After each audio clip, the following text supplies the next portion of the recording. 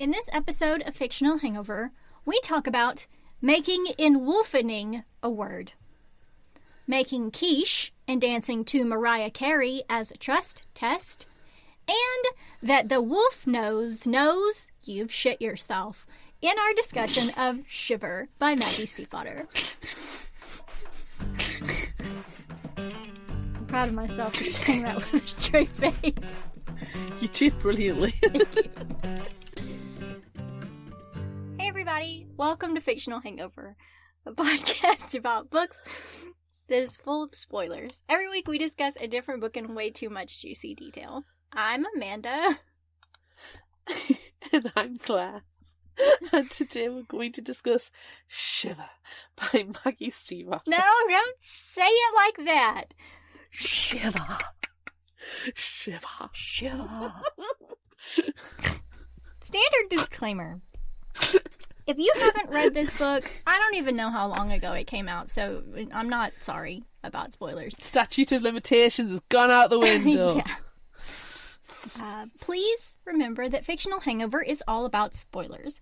If you haven't read or listened and don't want to be spoiled, stop listening to us and go read or listen to the book. Then come back. If you haven't done this but want to pretend that you have, or if you don't care about spoilers, or if you just like the show so much that you don't care about any of that, then listen up. We're already off to such a great start. We're smiling though, so it's alright. It's fine. Do you have any background information for us so we can just go on and pretend as if none of our conversation before we clicked record ever happened? Yes, I have something that I found that happens on LiveJournal from August 2009. Oh wow, what was time? I know, it's gross, before this book came out. Maggie was asked, do you feel Shiver is going to be compared... Shiver! Stop it. Because do you feel Shiver is going to be compared to other books in the marketplace now? And her response, I feel like, it was really... I know that this is from 2009, but I feel like she had us in mind, present day us. So I'm going to share her response. I think it's inevitable. Every paranormal romance is compared to Twilight these days. Oh, no, she stole my thoughts. She stole my thoughts. Oh. Even Lament, her debut is compared to Twilight. And it has homicidal fairies rather than vampires. And Shiver has werewolves, which Twilight also has. I don't think it's a terrible comparison, mostly because I can see readers of Twilight enjoying Shiver. But I think thematically, they're wildly different. In Twilight, the danger comes from a forbidden love, where the relationship itself is fraught with the threat of death. Shiver is a love story as well, but it's not love that can hurt them. It's the oncoming winter and the wolves in the books. The fact that the threat is external instead of implicit in the relationship makes it a completely different kind of book. And that's true, but I will admit to going, oh, Twilight, while I was working on the summary. And there may or may not be notes written in, sorry in advance, when we get to that part. My initial thought may be, it's like a sensible Twilight. This is the Twilight that superfan Annie would be able to read and stomach. I think that you're right. It's much more reasonable. Oh, yeah. And look, I know that I love Maggie Stiefvater, and I love the Raven Boys, and my initial thoughts, I'm surprised it took me so long to read this one. But it's werewolves plus romance, and those are not the top of my list. But I know that I love Maggie Stiefvater, but this is so much... It's written so much better than Twilight. And I can't... No, because it's actually written by a person who is good at writing. Yeah. Who does research. Yeah. And has this lovely thing called consistency. Yeah. Yeah. So I will admit to being afraid that it was just my love of Maggie Stiefvater that, you know, made me appreciate it more than I appreciate Twilight, but no, it's not just that. It helps. No, I mean, you know, Maggie Stiefvater's writing's not typically one that draws me in. But I will read her. She is a very good writer. You can't deny that she is a very good writer, even if you don't appreciate it. No, I do not. You're like, she's a 10. Yes. And I'm like, she's an 8. Okay? Just personal preferences. Yes. That's it. And I do not deny that she is, you know, there's many writers out there I do not deny are fantastic wordsmiths. They know the craft. Yes. Maggie Stiefvater knows the craft. Yes. And she has a really good way of being able to blend the literature and the lore and the cultures that she's putting in and art and music. Yeah. You know, she's really good at putting all those together. She's a superior writer to Stephanie Miles. They are to the point where you cannot compare them. Yeah. Because she is miles better. It's just all down to personal preference, which we're all allowed. Yes. But no, I enjoyed it. But as I was listening to it, because I did do the audiobook, it was like, this is what Twilight should have been. Logical and sensible and not enraging at the angst. Yes. Yes. There's a lot of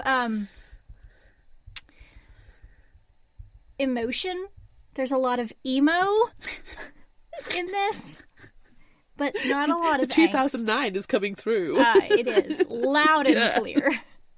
Yes, but it does stand up. It is very readable. Yeah, regardless of it being a bit 2009. Yeah. So the first time I read this one was the end of the year last year. We were going to have it on the schedule, and then we changed our minds. So I did read it at the end. I have now read it 3 times. But it's in Maggie Stiefvater, so of course I have. Well, duh. Duh. Sorry, everyone. I like the cover as well, and it's behind you at the moment, and I do very much like the cover of the book. There have been many different versions of the cover. That I saw, and that one is my favourite. I saw one yesterday when I was looking something up, and I really liked the one I saw yesterday. I'll try to find it and share it. But I do appreciate this one. Yeah. Yeah. Cool. Let's dive into the summary then we can rip it apart. Yeah, because it's probably with our werewolf teeth. Yeah, it might be a little long. I don't know. I feel like this book lasted a long time. Not in a bad way. It could have been cut down a little bit. I think it could have been cut just a little. Could have been tightened up a little bit. But yeah, not vast quantities, not swathes of editing. Yeah. Okay. Again, personal preference. A girl named Grace is taken from her tire swing in the dead of winter and nearly eaten by wolves. Almost instant death? Yay! Yeah. One wolf with beautiful yellow eyes seems more like it cares for her than, wants to eat her. It snuffles its nose into her palm as she stares into its yellow eyes. The wolf backs away, shuddering, and the other wolves snarl. It stops the others from devouring her and carries her away.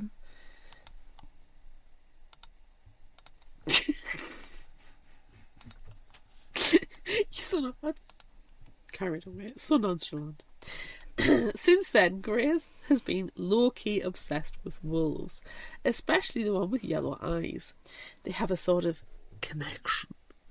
The wolf disappears every summer, so Grace has to wait until winter, year after year, for her wolf to return.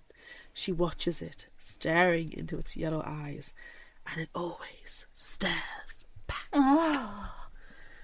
It's not threatening at all. It's not threatening, it's sensual. Sensual. It makes me shiver.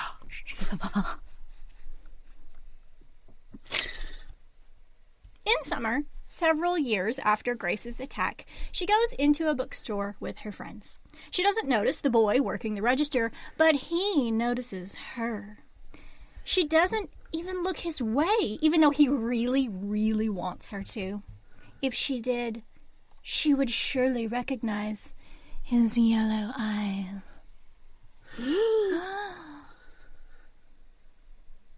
Grace helps her mom cook dinner one fall night and is sick and tired of hearing the news repeating the same story over and over again. Jack Culpepper was attacked and killed by a pack of wolves.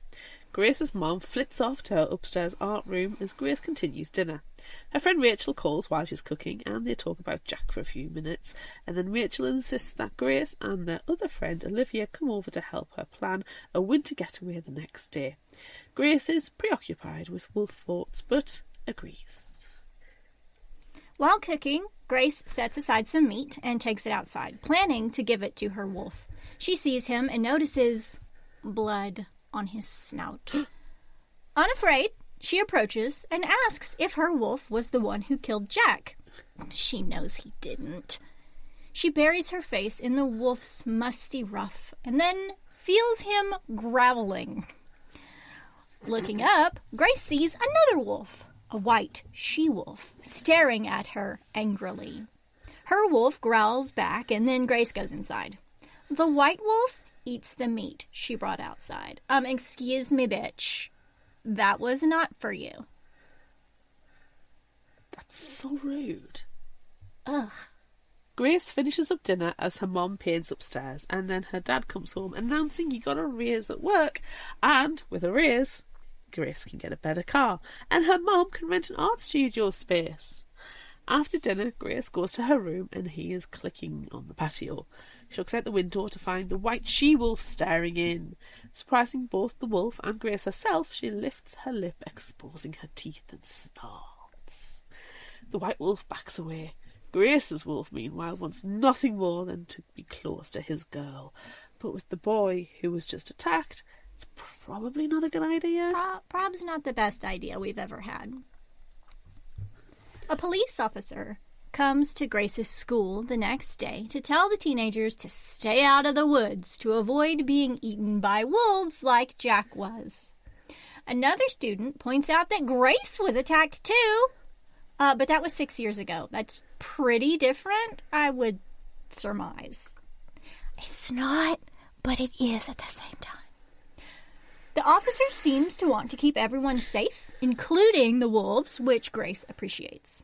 Rachel cancels her plans with Grace and Olivia, so they decide to go to Grace's house instead. But on their way out of school, they see Jack's younger sister, Isabel. She's like a Barbie doll with a purse dog that matches her outfits, and she seems perfectly fine after the death of her brother. She's got to put up a front for the purse dog. She can't be sad in front of the purse dog. I'm just thinking it's just Elle Woods from Legally Blonde. Yeah. That's the vibe. Yeah. At Grace's after school, Olivia shares some photographs she's taken recently. Some of the girls together being cute, but more interesting to Grace, some of her wolf. Olivia tells Grace she can keep those after noticing her daydreaming when looking at one picture in particular. Olivia's brother arrives soon to pick her up, and he kind of flirts with Grace, which Olivia does not appreciate. Grace thinks about her dinner alone because her parents are literally the definition of YA parents. I knew you would appreciate her parents. They're the worst. My goodness. They're the worst. If you opened a dictionary for definition of YA parents, It's them. you would see Grace's mom and dad. It's them. It's freaking insulting. It really is. They are the literal worst. We'll get to that. As she steps out on the foot patio, wolf on the brain. And then she starts screaming. The screaming starts. Yay! Yay! She doesn't scream. Oh, then the screaming starts. That's better. It's not her. Sorry. She's not screaming. No, she's too stoic. She is. She dashes into the woods using what she stops kidding herself and knows to be her heightened wolf senses, enhanced hearing and smell, and hears who she thinks is Jack Culpepper screaming, "Help, help." And then she sees the white wolf and a black wolf, the pack leader she knows after years of watching, attacking another wolf, one with hazel eyes, just like Jack's. The white she-wolf glares angrily at Grace. Oh, what a bitch. She's a bitch. She's a bitch, in the literal sense. Yes. After school ends the next day, Grace tells Olivia about seeing the wolves and the one that looks like Jack and hearing Jack's voice, and Olivia shuts her down. These are just wolves. Jack isn't a werewolf. None of the wolves are werewolves. You're not 13 anymore. Give the creepy obsession a rest. Grace is shocked at how mean Olivia was just then, but Isabel walks up and tells Grace that her hunting party is going out to kill all the wolves, like literally right now, this very second. So she doesn't need to try to protect them anymore, so it's fine. They're going to be dead soon. Grace flips out and just leaves. Her car, still not replaced with the newer one her dad promised, stalls out as Grace nears the woods and sees the hunting party. She hears gunshots go off and spots the police officer from school the other day overseeing the hunting and begs him to make the hunters stop, telling him that a friend of hers is in the woods taking photographs right now. Several more shots go off and Grace rushes into the woods. Luckily, these woods are the same woods in her backyard, so she's not too far from home. She tries to get the hunters to stop, but is afraid it's too late. Her wolf, meanwhile, has flashes of visual communication between the other wolves as they run through the woods and are herded toward a lake. He does not go that way. After running into more hunters and finally convincing them to stop, Grace tromps home. On the patio, she sees a naked boy covered in blood. This boy has the same yellow eyes as her wolf, and she knows what she's always known deep down inside. He's a werewolf. Shiver. Shiver. Grace gets the boy inside and tries to clean him up and learns that his name is Sam. She tells him she's going to take him to the hospital. He tries to object, but, he's not quite his human self yet. In the hospital, Grace stares at her wolf, who is now a boy. A nurse comes in, assuming Sam tried to shoot himself. Rude. Which Grace immediately shuts down. The nurse isn't so sure and points out big healed scars running up and down his wrists. Grace is sure, though. Sam finally wakes up, and Grace asks why he's here, but he doesn't quite understand just yet. She asks him if it takes a while to understand after being a wolf. Yes. He answers that he's here because it's spring, and when it's warm outside, he becomes human, and when it's cold, he is a wolf. Grace tells him it's not spring, it's September, which Sam doesn't understand. The timing isn't right. Was he a wolf longer than he was supposed to be this time? Sam needs to leave the hospital before they realise he's a freak. He's not. He's just supernatural. Which Grace doesn't understand, other than, the werewolf part. He removes the bandage from his neck from the gunshot, and it's completely healed and scarred over. She doesn't think they'll let him leave because of his self-harm scars, but he tells her he didn't do that. His parents did. Yikes. So much yikes In right the bathtub, right after he was bitten, and now he's afraid of baths. What the hell? Yikes. Grace faints, but recovers quickly, and she uses the fainting to their advantage. Since Sam's naked and can't exactly walk around like that, Grace convinces an orderly that she peed and or pooped her pants when she fainted, so he gives her some scrubs. You know what, Grace? You took one for the team there. Well done to you. Sam puts them on, and they're able to walk right out of the hospital. He's afraid of the cold, so Grace gets the car heated up, and they drive back to her house. Can I just say that I loved this scene? Because Sam's response is, did you just tell that guy you went potty on yourself? Yes! I was like, how old are you? 8? 3? What is happening? Do you need to go potty?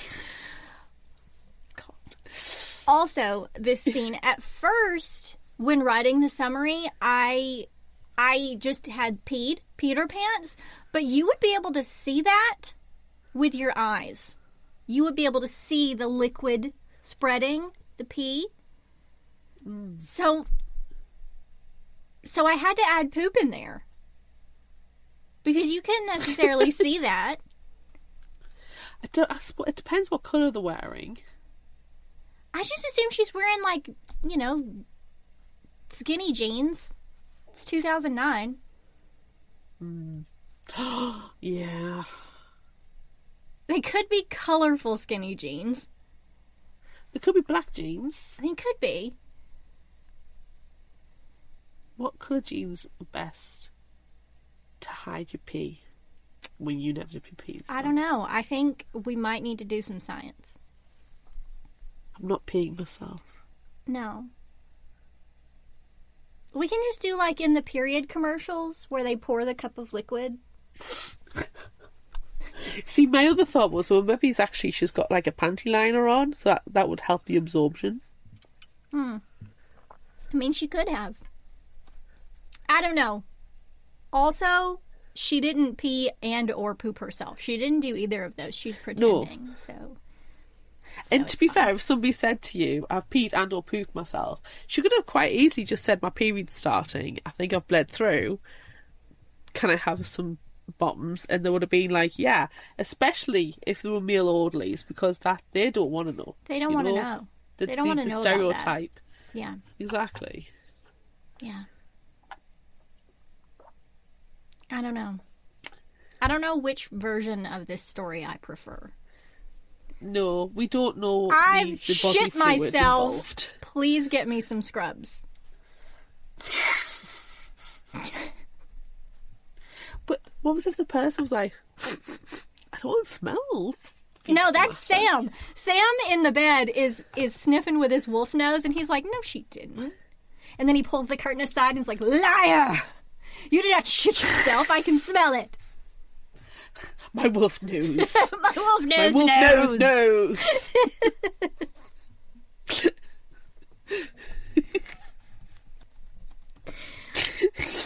Anyway. Wolf nose knows you shit yourself. Wolf nose knows that you shit yourself. Exactly.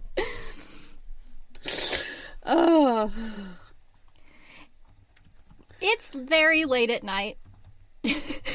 When they get back. Sorry, is this in the summary or right now? In summary.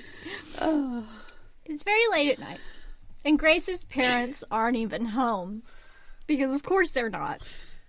They're at some art gallery thing, and they haven't even bothered to let Grace know about it. So they definitely won't notice a young adult male suddenly being there. Sam asks why Grace didn't turn into a werewolf when she was bitten when she was younger, but she doesn't know. She convinces him to sleep in bed with her, and it's nice, and safe, and PG. There's only snuggles. Yes.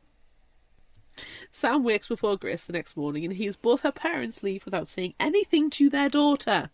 Literal worse! I don't know, actually, Sam's parents are pretty bad, but, you know, they're not in the book. Because they're in prison. Because they're in prison. We only have these two to go by. Damn.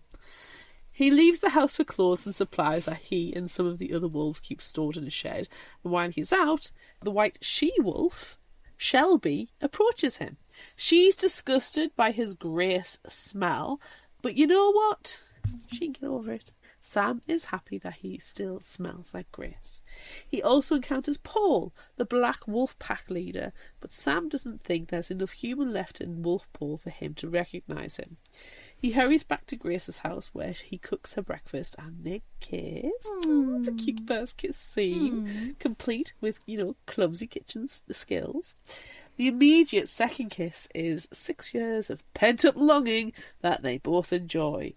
And frankly, for Claire, that's the start of all the horniness.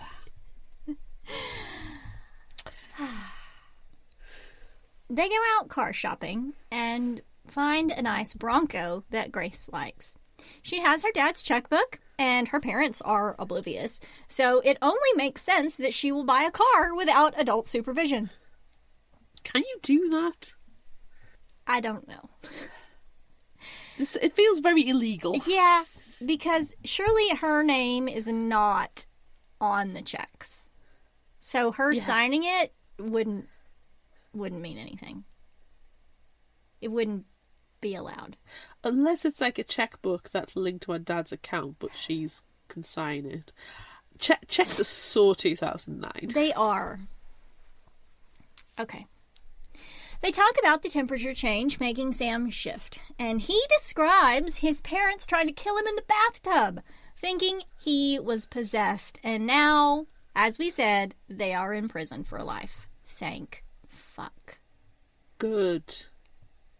That scene, though, where they, like, count backwards. Oh, I didn't like that. Oh! I mean, it was great, but I didn't like it. No, gosh, oh.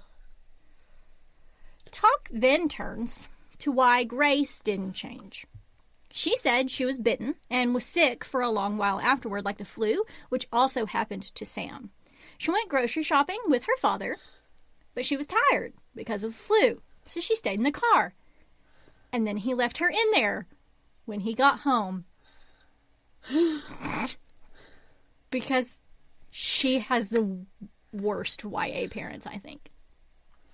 Oh, she remembered waking up in the hospital later with nurses telling her parents she should have died because of the heat in the car.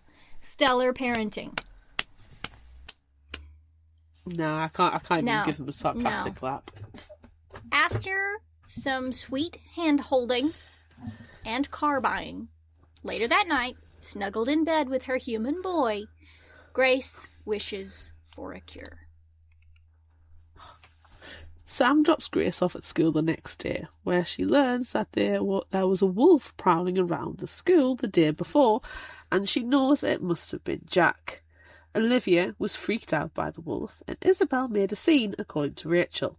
Today, Isabel stares, somehow knowingly, at Grace.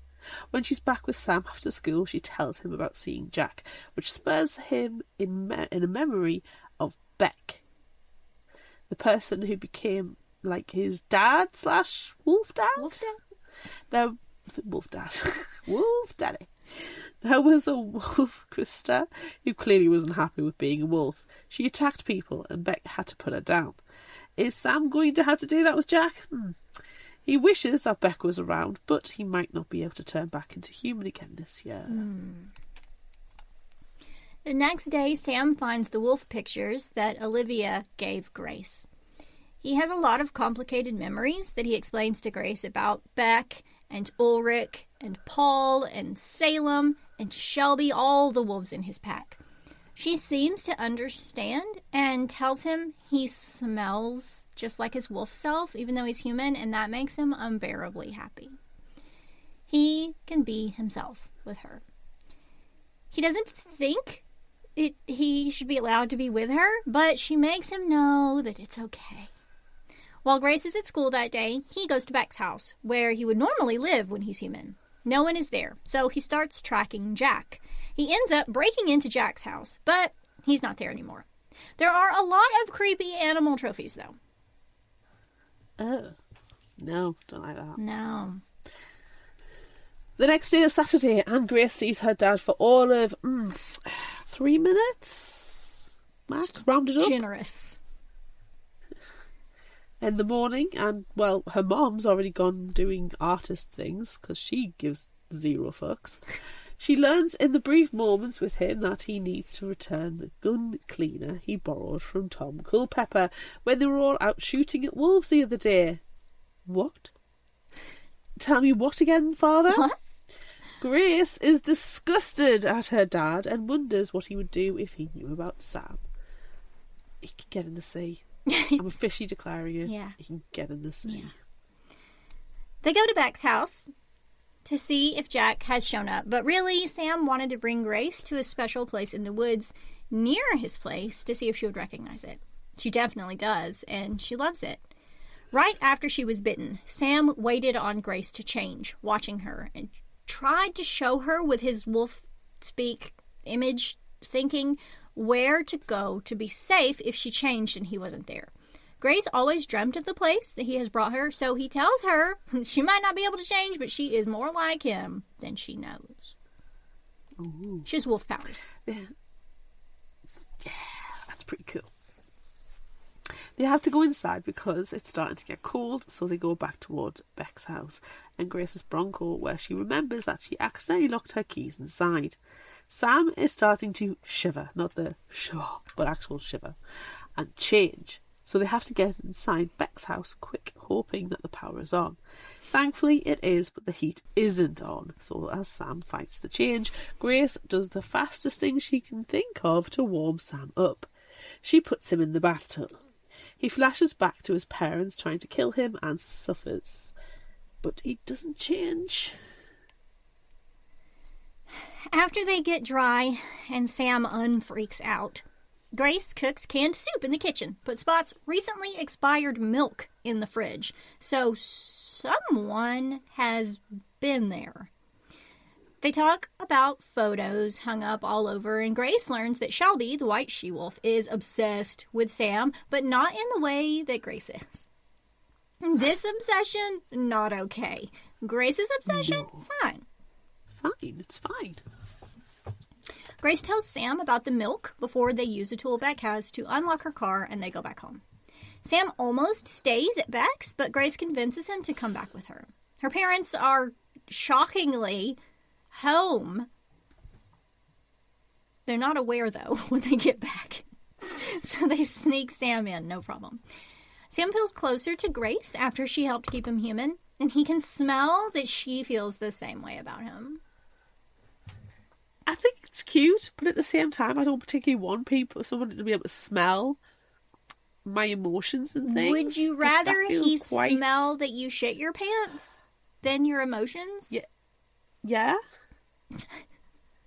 Because sometimes you don't want to be an open book, and his olfactory system is reading everything, and that feels really intrusive. Can't help it, though. He's not doing it on purpose. No, he's not doing it on purpose, but if I shit my pants, he can't smell it. Did you shit your pants on purpose? Yes, I've just done it right now for science. Can you see it? I haven't. No, I'm not going to show you you said my it. shitty pants. You said it, and I'm pretty sure that's going to be a clip. You said you shit your pants. It's your own fault. I own the power! God damn it. I can't even say edit that out, you, because you never listen to it. No. Anyway, No. Anyways, with non-shitty pants, the next day at school, Rachel jumps into Grace's Bronco before Sam leaves, so she finally gets to meet him. I know you're writing down Claire shits her pants right now. I can see it out the corner of my eye. I'm not sorry.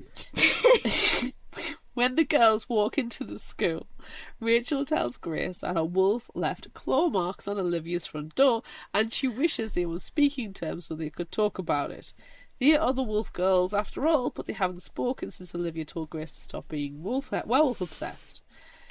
Isabel pulls Grace aside and tells her that she saw Jack that morning, like actual living human Jack, but he started shaking and had to leave immediately. Grace tries to convince her that her brother is dead, but Isabel knows something is up and thought Grace could help. While Grace is at school, Sam goes to the post office to check Beck's mailbox to find someone has recently emptied it. Is it Beck? He has a lot of memories growing up with him in the pack. Beck homeschooled him, and the other wolves taught him things that they knew, and then they collected Shelby, who didn't want to learn anything and only wanted to be a wolf. Sam didn't want that life, and Beck didn't want that for him, but everyone else seemed resigned to enwolfening eventually, being unable to become a human again. It's not a word. Enwolfening. It just popped into my head, so we had to go with it. Creating English since 2019. You know what? We're really good at it. We do it. Ridiculifying. Enwolfening. Oh no. That's true. After school, Grace wants to go by Olivia's house, but they see Jack's wolf along the way, and Sam leaps from the Bronco to try and catch him. Jack gets away as Grace gets a shivering Sam back inside. What was he thinking? Catch him. Grr. That's what he was thinking. What was he going to do if he caught him? Sam decides he needs to go look for Beck instead of chasing after Jack. Sensible thought. Someone has recently gotten his mail and bought milk in his house. He's got to be human still. When Sam gets to Beck's house the next day, he finds him there with a trunk load of kids he's taken to create new young werewolves. Wow. Beck? Wow, this turned dark. Beck says it's probably his last year to be able to turn human, and unfortunately it's probably Sam's last as well, so he's got to create new wolves for the pack. No, you don't. Just stop. Sam is disgusted, rightly so, and goes back to Grace. Beck gives him a cell phone before he leaves with his number programmed in, just in case. Like, you don't have to do this. Just in case he changes his mind about abduction and wolfening. Yeah. Children. Wow. There's so much wrong with what I just said. It's fine. But I used the word enwolfening. But you said enwolfening. I was about to say that. It, so you said exactly, enwolfening. We're creating this word. It's real. This word. Language is liquid. Mm-hmm. Sam takes Grace on an actual date the next day, wanting them to feel like regular teenagers instead of a werewolf obsessed with a girl obsessed with the werewolf. I think I'd prefer to be a werewolf obsessed with a girl obsessed with the werewolf, because actual teenage dating, it's so awkward. Yeah. Do you know where they go though, Amanda? Where? A bookstore. Aww. Where Sam reads poetry and Grace cries. And then outside they run into Olivia and her flirty brother. Olivia has her camera and Sam shies away, trying to shield his obviously yellow wolf eyes from her. But she sees them and asks about contacts. Yes, contacts. It's the fluorescence! Olivia apologised for their fight about Grace being werewolf obsessed, and they promise to talk on the phone later. Grace tries to call later, but Olivia is just never available. Sam has a dream that night about when he was a kid, asking Beck to teach him how to protect himself from their neighbor who has big scary dogs. To skip over literally every detail in this chapter and all of the gruesomeness, he learns and has to use what he learns on the dogs. Sam realizes that Shelby released the dogs, trying to get them to kill the older werewolves so she and Sam would be the only ones and would be together. Shelby has been obsessed with Sam for probably as long as Grace has, but he only has eyes for Grace. Shelby peeing on Grace's house doesn't help. Oh, now that's just not cool. Don't do it. No, I don't care if you're a werewolf or a wolf. You don't. Don't. You know what? I bet Shelby did in human form as well. She pooped her pants for Sam to smell? Yeah. She'll just run around naked peeing on everybody's, on Grace's stuff. Oh, okay. To assert dominance. Oh, okay. Shelby dumb. A few days pass, and things go the way they do every day. When the weekend arrives, Grace and Sam are on the couch watching a movie when her parents come home. Instead of hiding Sam away in Grace's room, she makes them stay and meet them. Grace's mom is weirdly flirtatious. It's wrong and uncomfortable. And her dad is happy to see a boyfriend because he didn't think she was into that stuff. Whatever that means. Stop it. Gosh. You horrible person. They're the worst. I hate them. Sam is polite and asks about Grace's mom's art and goes to see her art room.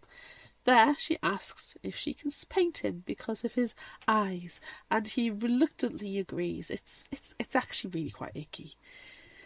There is a guitar in the room, and he plays around on it while she's painting. He sings a song that he wrote for Grace, and it is so sweet it gives Grace's mom goosebumps.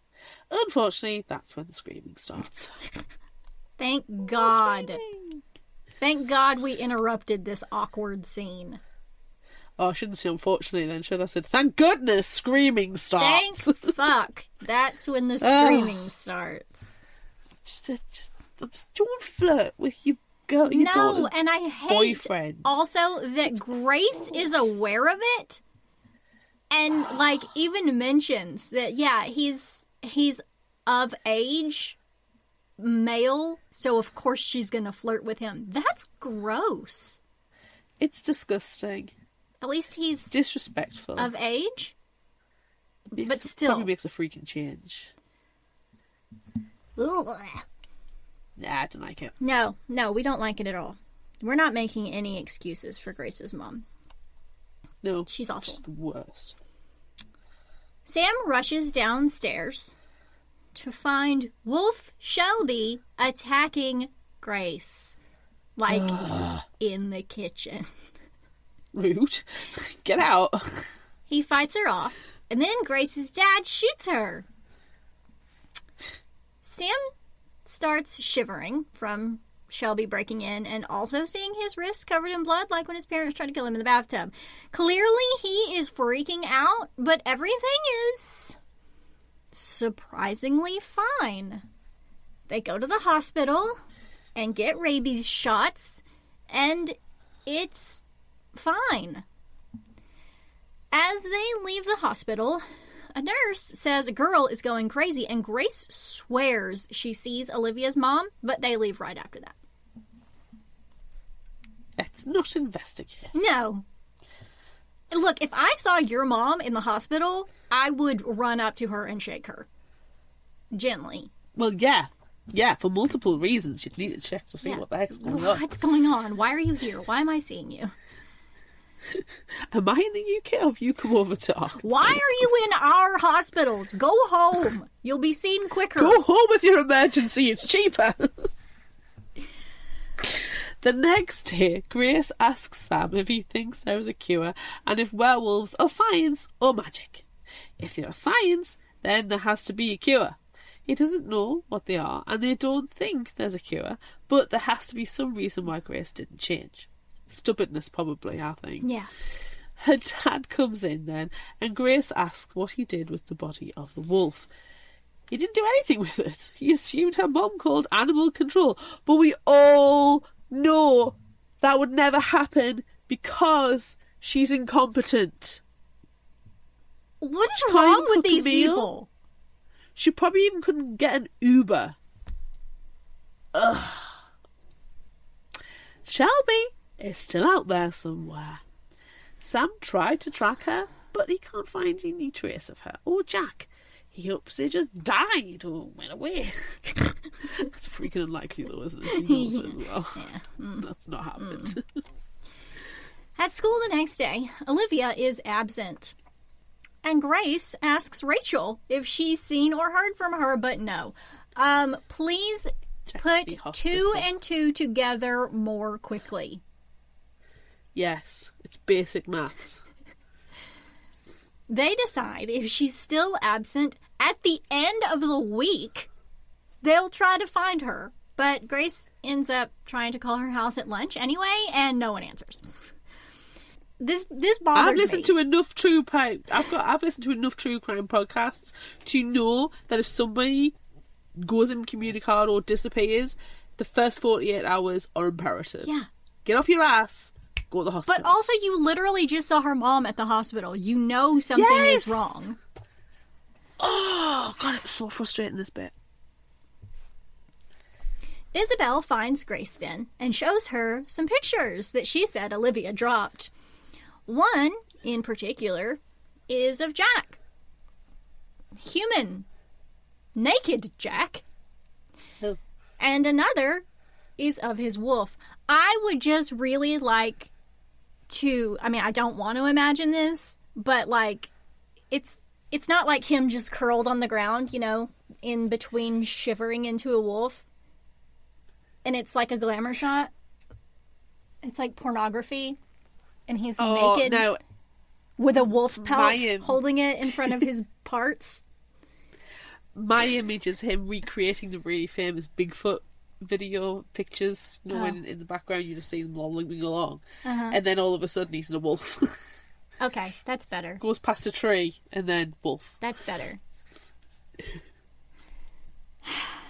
Okay, so human naked Jack, wolf Jack.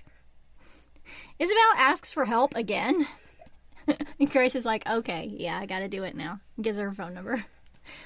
Later, she tells Sam about Isabel and the photos, and he wants to meet her to see if they should help. Yes. Grace, Sam, and Isabel make quiche after school. Right, okay. So they're making quiche, right? I'm just going to go off summary for a second. They're making quiche, right? And the explanation is to see if they can trust her. Now, I know it's all to do with the whole conversation and just hang out with her a little bit, you know, get some feelers. But the way it's said, it implies that the quiche making is how they know they can trust Isabel. I also appreciate that she's like, wait, we're actually making quiche? And it's not just like code for something? I'm with her. I'm like, right, is this the quiche of trust? It is. It's the quiche of trust. Trust test? Trust quiche. It is. It's not a code. They make quiche. They make quiche. Literally making quiche. And it gets weirder, okay? Because Sam and Grace are dancing to Mariah Carey on the radio. And that's when he decides they can help. Yeah. It's Mariah Carey and quiche. It doesn't make sense. Make it make sense. Can't. I don't object to it. Don't get me. I'm not objecting to this. It's just hilarious. Weird. I wonder what Mariah Carey song it is, because it's not Christmas time yet. No. So she will not have, you know, come out of her cave. No, she's still in her cave of whimsy and twinkles and tinsel. Does the quiche trust test need Mariah Carey? Is that important? I think that you have to have both of them. I think that that's how the trust test goes. So it's the quiche and Mariah Carey trust test. Yes. Okay. It's wonderful. It is. Anyways. Okay. So, Sam, thumbs up to Isabel because they had quiche, they've made quiche, and Mariah Carey has been on the radio to which they have danced. in tribute. I might have figured out which song it is. Oh. Just doing a bit of internet research, just real quick. Okay. There is a song called Obsessed that came out in 2009. That could be that one. And that seems very fitting for the entire situation. Right. Okay, we'll go with that then. Okay. So after they've danced to Mariah Carey and made the trust quiche, they discuss all the werewolf stuff. The temperature changes and how long they have until they're always wolves. Isabel doesn't seem to really want to find Jack because she knows he's not a nice guy. But he's her brother, so it's kind of like, you've gotta... She asks Sam why they don't just move to a warmer climate, but he explains that some tried it. They lived in Texas for several weeks and never changed until the air conditioning was too cold, and then boom, instant wolf.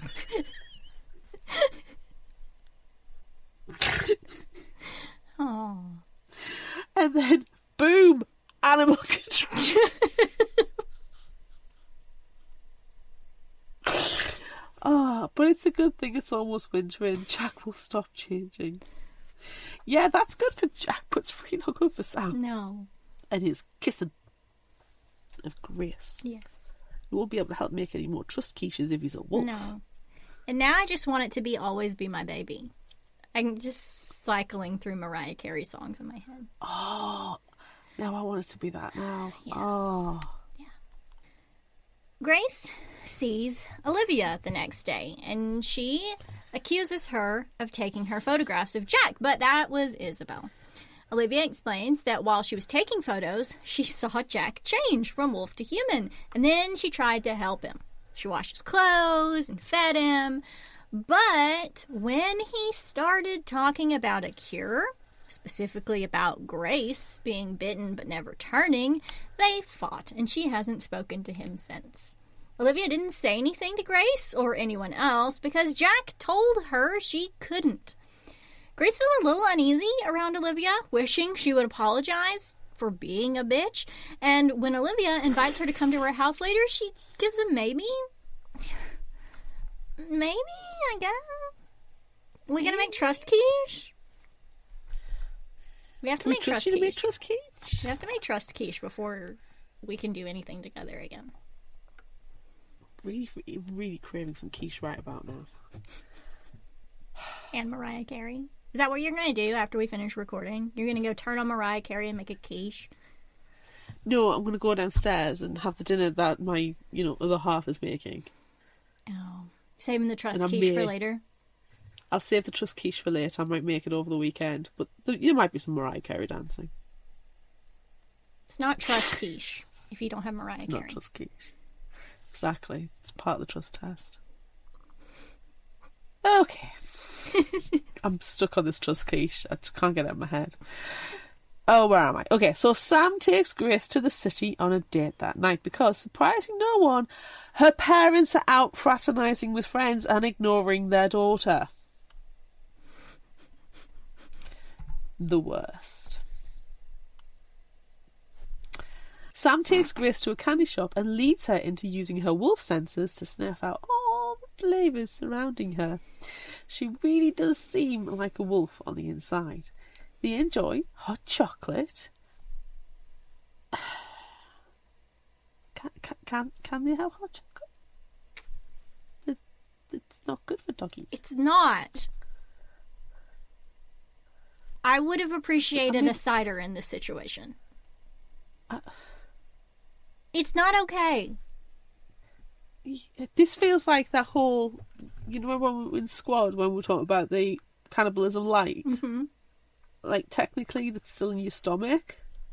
The people. Yeah. So, technically the hot chocolate... they're going to smell when you shit your pants. Yeah. And Grace can't turn into a wolf, but she's still wolfy. So, really, chocolate's very dangerous for her. Yeah. There's so many questions. Anyways, they leave, having consumed dangerous hot chocolate to doggos. But outside, they see empty clothes and footprints turning from human to wolf. and a light dusting of snow on the sidewalk. Shiver. Shiver. On the way home, Sam gets a call from Beck, but ends the call quickly, still mad at him for wolf-napping children. Did he enwolfen the children? They've already been enwolfened, yes. Oh. They were enwolfened at the time, when they were shoved in the trunk. They were in the trunk. Wolf-napping and enwolfening. Yes. And trunk-keeping cubs. It's not okay. They're not children anymore, the cubs. Pups. Little pups. Yes, the pups, the doggos. The one scritches and no snoots. Oh, I feel like I've got the crazies. This is giving me the crazies in the best possible way. Continue. Okay, so after he hangs up on Beck for the enwolfening, they discuss when Sam was turned and how Beck is basically his father. But as they discuss it, Sam realizes that he was likely hunted and wolf-napped just like these kids. He was in the city, after all, not in a wooded area. He waits for Grace to make that connection, but then they go home and they go inside without her saying anything. And then they have sex for the first time. Horny AF. Overnight, the power goes out and Grace wakes to Sam's phone ringing. It's Beck again. She puts the phone on speaker and Beck tells Sam that Paul was attacked by a wolf, but not one of the new wolves because they are still trapped inside. Who was it? Beck asks for Sam and Grace to come to his house. Grace wants to go. While Grace is at school the next day, Sam goes to Jack's house again. He overhears Jack apologizing to Isabel for eating her pet fancy dog and then telling her there's a cure. Sam knows he's talking about Grace and also knows that there is no cure. When Isabel leaves, Sam approaches Jack to tell him there is no cure, but he doesn't believe him and comes at Sam with a knife. Jack changes into a wolf and runs away deeper inside the house, and Sam goes after him. With a knife. With a quiche. There's no trust I quiche. need to learn to trust you. No, there's no trust quiche right now. Oh, can't trust Jack though. No, doesn't dance to Mariah Carey or eat a trust quiche. Grace waits after school for Sam to pick her up, but he's late. He's never been late before, so of course she's getting anxious about it. But then her Bronco appears. Unfortunately, Jack is driving, not Sam. He has done something to Sam and won't tell Grace where he is unless she gives him the cure. She tries to tell him there isn't one, but Jack refuses to listen and is really unhinged. Grace calls Beck, luckily having memorised his number, and pretends that he has the cure. Luckily, he goes along with her and tells her to bring Jack to his house. Sam, meanwhile, wakes up, locked in some sort of tool shed. Jack shivers into a wolf as soon as they get inside Beck's house, and Beck comes running over to help, grabbing Jack by the muzzle and asserting himself as alpha, or at least asserting that Jack is much, much lesser than he is. They manage to get Wolf Jack locked in the bathroom, and then they worry about Sam. With Jack in wolf form, they won't be able to learn where he is. Beck calls the phone he gave to Sam, Grace not having his number, and he answers, but the connection is bad. Grace understands that he's in a shed on the Culpeper property, so she immediately calls Isabel, who goes out looking in their 6 outbuildings. Luckily, she finds Sam, and he's still human for the time being. And can I just say that I absolutely loved this entire scene, especially Isabel. This, clinched it for me that she is my favorite character. Oh, 100%. Isabel is amazing. She's tromping around in these outbuildings, and she's, describing everything she's doing. Okay, I'm walking to the door. Okay, I'm ruining my boots. Okay, if Sam is a wolf inside and he eats my face, I'm making my parents sue you. Okay, I'm opening the door. Okay, he is not in here. Yeah. Very good. And then she's like so impatient when she does find him. She's like, I need both hands. Call you back. Yes. Grace rushes to the Culpepper house and finds that Isabel has built a fire to keep Sam warm. He's been sick and is teetering even closer to shivering into a wolf. Grace tells him that she thinks she didn't turn into a wolf because of the really high fever she got after being trapped in the car by her idiot father, who should be in jail. He starts to object about the others going to warm climates, but this is different. She thinks the high fever burned her up from the inside out and stopped her change from happening. She wonders if there's a way to induce a high fever enough to burn out the change in him and the others, which is when Isabel chimes in. Her mother works at a clinic and just saw a patient with meningitis who had a fever of 107. He died, of course, but maybe a werewolf wouldn't. Before they can discuss this idea more, Sam asks to go to Beck's house to see him probably for the last time. On the drive to Beck's, Sam tells Grace he's willing to try her idea for the cure, even getting meningitis if that's what it would take, because he doesn't want to turn into a wolf and have to watch her living her life without him. He thinks he'll have to be human to try it, though, which is probably going to be the most difficult part, but he'll do it because he wants to be with her if she'll have him. And of course she will, because she loves him, and she finally tells him so. And that's when they hit a deer and the Bronco is totaled. They're both okay after the accident, but the car no longer runs and the windshield is cracked, so it's getting colder and colder inside. They call 911 first, and then Beck. Smart. Both Sam and Beck apologize for hurting each other, and Beck tells Sam that the kids he took and turned knew what was going to happen to them. He didn't do to them what he did to Sam. So he wolf-napped Sam. Confession. Douche. And he's sorry for it. No. Stockholm Syndrome? I'm sorry. You can't just say sorry and expect it to be all... Sorry all I just kidnapped quiche. you? Sorry I wolf-napped you, excuse me? Sorry for the enwolfening? Sorry. Sam can't resist the cold anymore and shivers into a wolf, running away. Grace is alone when the paramedics arrive. A few days pass, and Grace is overwhelmingly sad about Sam howling in the distance. She does not, however, sit in a chair, rocking back and forth and scream uncontrollably during the night.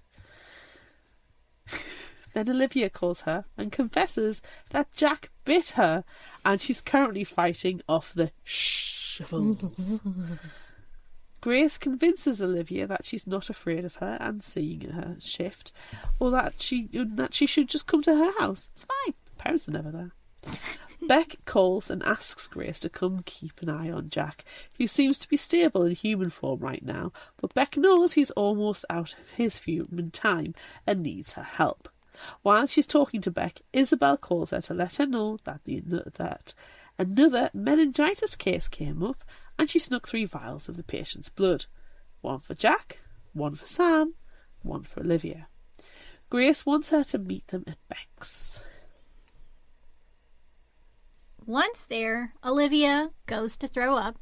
Isabel goes to see Jack, who is human but could possibly shiver into a wolf at any moment. And Grace talks to Beck. He shares about his time as a wolf, nearly 20 years, the loss of his wife, and his changing of Sam. He saw Sam as a kid with his, as Beck describes them, vapid parents, and he knew he could do better. Can I ask right here, did they do this to Grace as well? Because her parents are the literal worst. Potentially. It certainly feels that way. Anyway, he has regretted changing Sam every day since. Grace assures him that even though Sam hates being a wolf, he loves Beck, which he seems to appreciate. But it's probably because of the Stockholm Syndrome. Grace then tells him about her being bitten and trapped in the car and never changing, and the cure theory. He thinks it might work and offers to help. They plan on drugging some hamburger meat with Benadryl to make Wolf Sam too sleepy to do anything and taking him to the clinic, hoping it will be warm enough there for him to change back human one last time.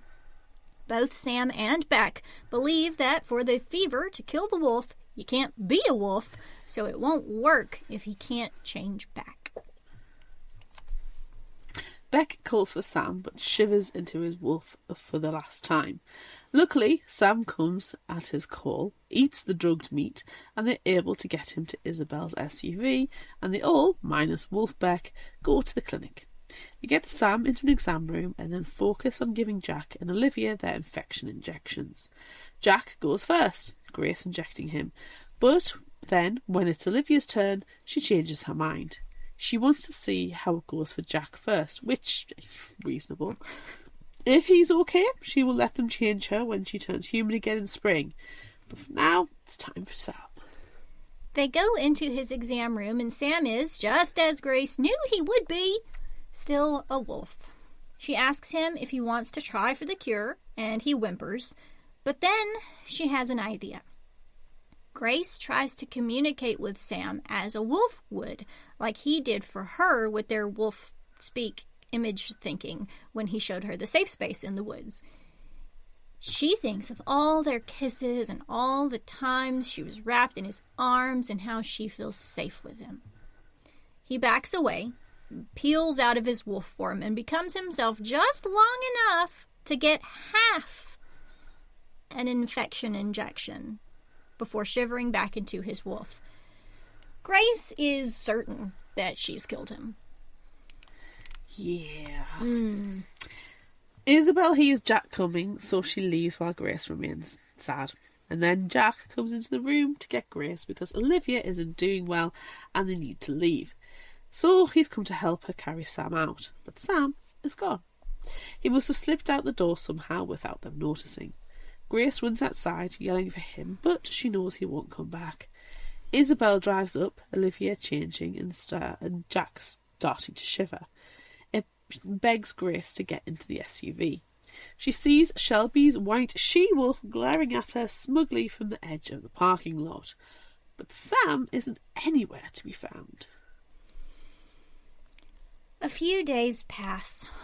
Isabel is with Jack at Beck's house. But he's definitely dying.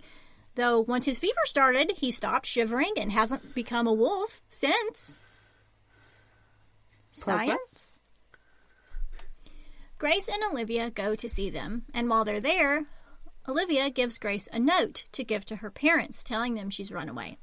She strips off her sweaters and is a wolf before she makes it out of Beck's backyard, frolicking with happiness, it looks like. Grace wishes she would have changed too, so she could be with her wolf. She assumes Sam is suffering somewhere like Jack is. She goes to check on him and give him some old pain medicine she found in the medicine cabinet and convinces Isabel to take him to a hospital, even though he's supposed to be dead. They decide they'll figure out something to say about Jack not actually being dead on the way, but unfortunately, Jack really does die before they're able to leave. Just kick him out the car on the side of the road, it's fine. Yeah, really. A bit of time passes and it's almost Christmas break and Grace and Rachel will be going on Rachel's planned trip soon. Isabel takes Grace from school and they go on their shared sadness to the bookstore because Isabel wants to buy cookbooks so she can learn to get fat. I really like this bit where they're just sitting there and she's looking at all these like caking, baking cookbooks going, oh, look at this, and it's just making an absolute mess and it just feels so much fun. Grace goes to the little nook where Sam read her poetry and smells all the smells of the bookshop, catching a lingering scent of Sam. She buys the poetry book he read from and Isabel buys a cookie cookbook and they go to Rachel's and make way too many cookies. No such thing. It's almost Christmas. Grace is going away to Florida with Rachel soon, hopefully having fun and not dwelling on her lost wolf. She steps outside to fill the bird feeder, wishing she would see her wolf waiting in the woods, watching her like he always does at Christmas time. She doesn't realize it, but he is there, watching. And then Sam human Sam steps from between the trees. Science! Carrying a quiche. Trust This quiche. is a piece quiche. A peace pie. He's carrying a peace pie. Aw, peace pie, trust quiche. Yes. It's amazing. That's the end of book 1. Oh. Have you ever read a book and thought, wow, I would love to see this on the screen? Well, the Adapting Podcast is for you. Hi, I'm Emily Malik, host of the Adapting Podcast, and with a guest every episode, we take a look at books that have never been adapted, why that's so, and how we would go about translating it to a different medium. We talk about any novel from the serious to the downright silly, as long as it hasn't had an adaptation. So come and take a listen to the Adapting Podcast on wherever you get your podcasts. Oh, that's right. Is it 3 or 4 books, the series? There's 3, and then there's another one. 3 and then another one. That equals 4. Yeah, I but get maths. it's a trilogy, and then there's an additional book that's not part of the storyline. Those. Yeah. Okay. However, I would argue to continue that sentence. This is a very self-contained book. Yeah. I would be fine with it ending. Of course, I haven't read the other ones. Yes, same. There was at the end of the ebook, like, oh, here's a little preview of the next one. So I did read the first couple of, like, I mean, some of the chapters in Shiver are very short, you know, there's just like a page and it's from one point of view or whatever, but, so I did read a little bit of Linger is the second one, I think. So I did read a little bit of it, and I probably will just go ahead finish the trilogy +1 at some point. Say that with enthusiasm. I mean, this one was good. It was. And it could have been the end. I don't know what the rest of it is like, but I'm satisfied with this one. Yes, same. I don't necessarily need to read anymore. So the Shiver is Linger Forever. And then book 4, Sinner. Yeah. But that's about... I just saw Cole. Who is Cole? I don't know. So I'm going to not look at that because I don't know who Cole is.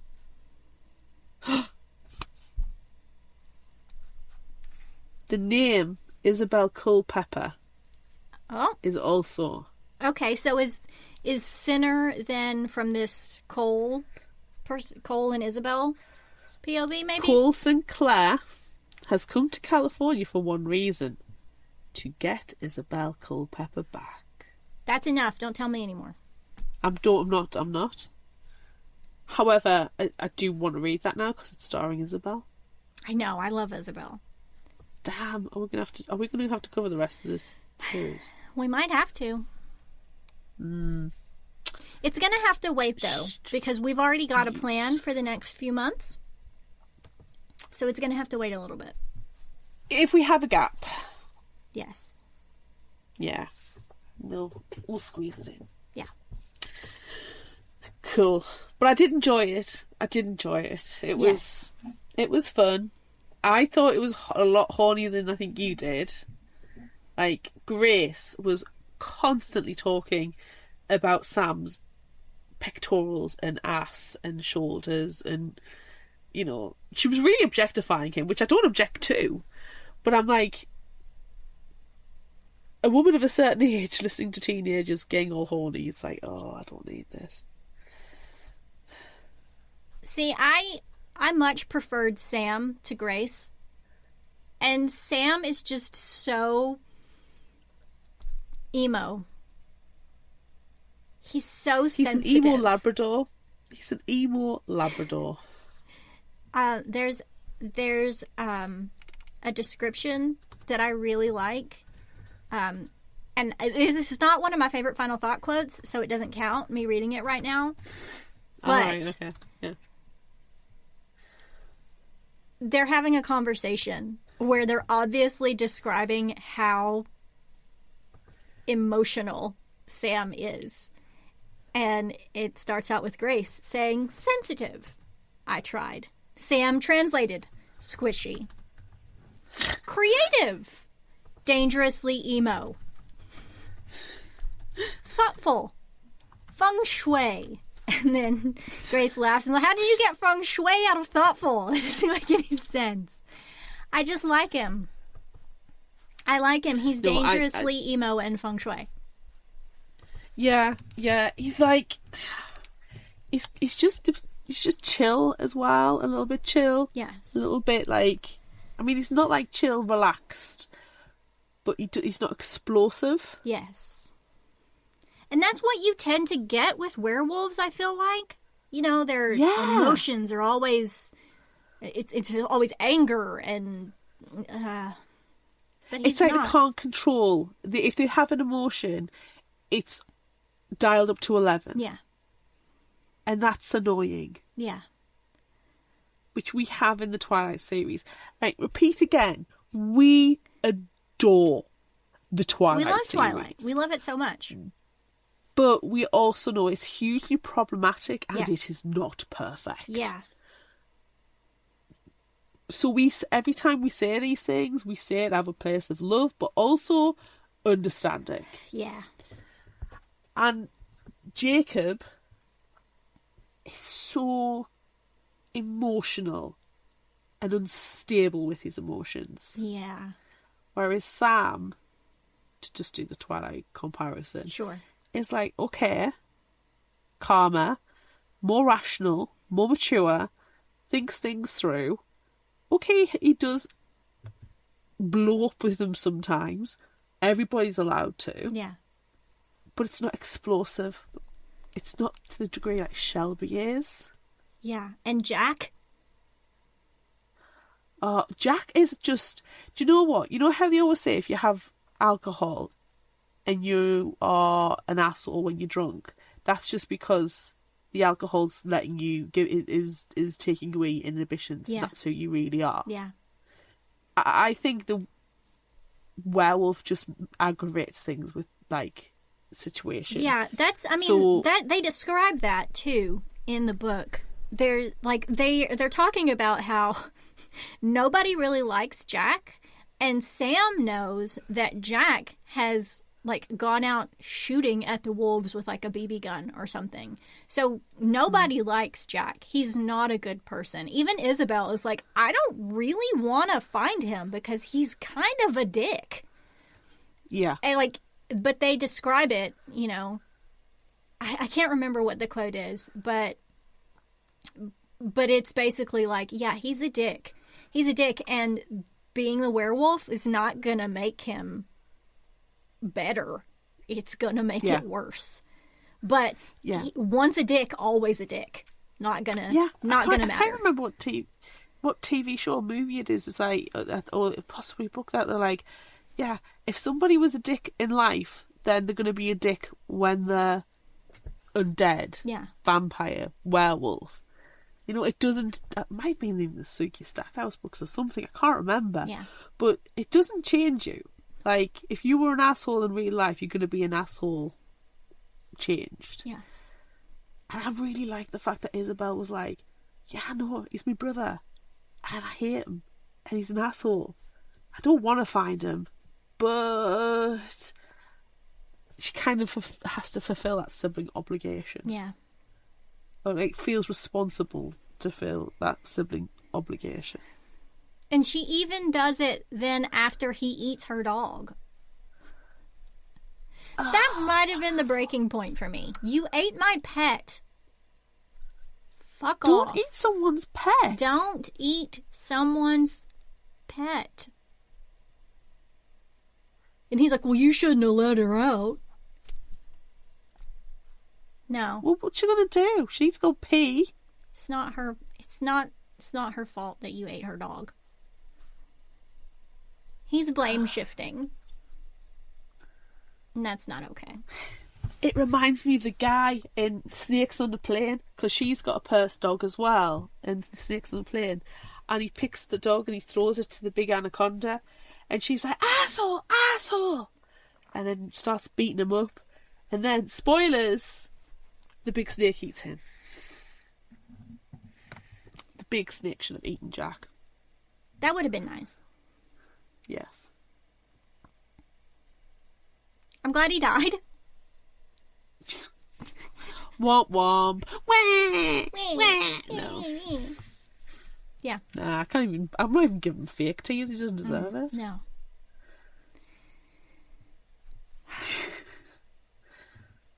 What else? I think if we had an award for the worst YA parents, Oh my god. it's going to be Grace's parents. I know that Sam's parents are also bad, but they're in prison. So that's fine. But Grace's parents are like the epitome of YA parents. They are the absolute dictionary definition. Like,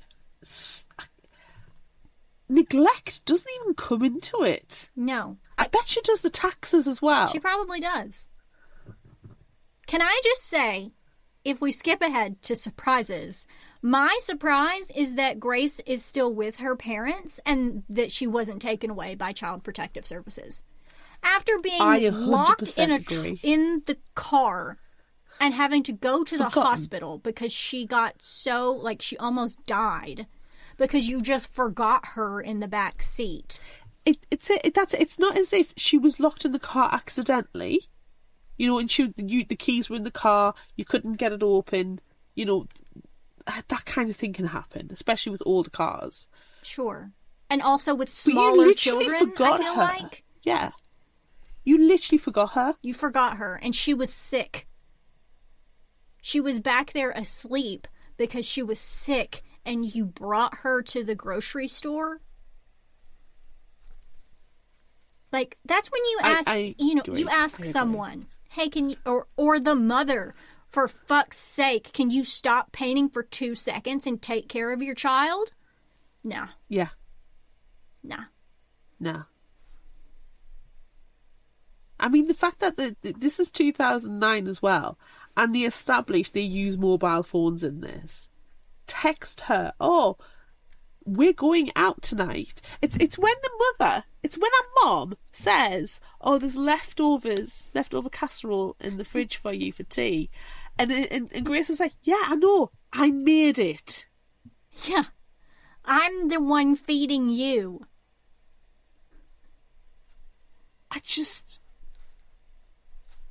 What the hell? Oh, and then there's another scene where the mom sees like a roast or something thawing in the fridge, and she's like, ew, what is that? And he's like, it's gonna be your dinner, bitch. Yeah. Shut up. They're the worst. They're the worst parents.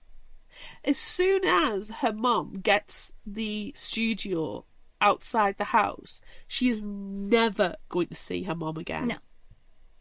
These are the type of parents that in 10 years' time will go, well, why don't I ever see my kids anymore? Or, oh, I'm a grandparent now. I've never met them. I wonder fucking why. Yeah. It's not out of the blue. You're neglectful. I 100% agree with that as a surprise. Yeah. Gobsmacked. Which I heard was a British word. It's not really an Americanism. Gobsmacked. I like it. Yeah. I didn't know that it was, that it started as a British word. Because I've heard it here. There's a few people that, then you see the videos like, oh, things I've learned in Britain. It's like, they use the term gobsmacked. It's like, you've never heard of gobsmacked before? I could swear you have. You've never pointed out. I've clearly never read a book before. And you're my touchstone when it comes to Americanism. Yeah. Yeah, thank you. Thank you. But you're my touchstone when it comes to, is this excessively British or not? So. And most of the time, yes. Thank you. Proud. Yeah. So I have I don't know if it's a surprise or if it's just a question, because we've only read book 1 in the series, and maybe it'll be explained later, or I don't know. But I wonder why Sam doesn't get as much time as a wolf as Good question. Everybody else. Is it because he came out of his wolf form so many times to save Grace? Like, is it a literal amount of times that you can change? You have 15 changes in you. You have 20 changes in you. And that's it? Like, how does... Why? Well, maybe he was changed at such a young age that you can only become human a certain amount of times before the wolf takes over. Yeah, that the amount of changes. Yeah. I don't know. It felt a bit arbitrary. It was weird. He was like, "Oh, I'm going to be a wolf from after this change now forever." I'm like, "Okay, so what?" Is it just like main character syndrome? Probably. I don't know. It was the one piece of the lore. I actually understand it, and I appreciate it where they were saying, if it's cold, you change into your wolf form, because it's almost like the wolf form's protecting you from the cold. Yeah. And I like that. I felt actually, yeah, that's kind of cool. But yeah, the one piece I didn't understand is, like, why suddenly Sam, who's only a teenager, is going to be a wolf forever, whereas Beck is very clearly an established... Yeah, but he was bitten much later in life. He was already established, like, already had a law firm before he was changed. Yeah. That kind of says to me you get, like, 20 changes. That does that kind of, yeah. Yeah. So if you get 20 changes, and he was changed when he was 6 or 7, or 8 or something, he was younger than 10. And then now he's 18. And then he also changed to save Grace at the beginning. And then he changed when he got shot. Yeah. Yeah.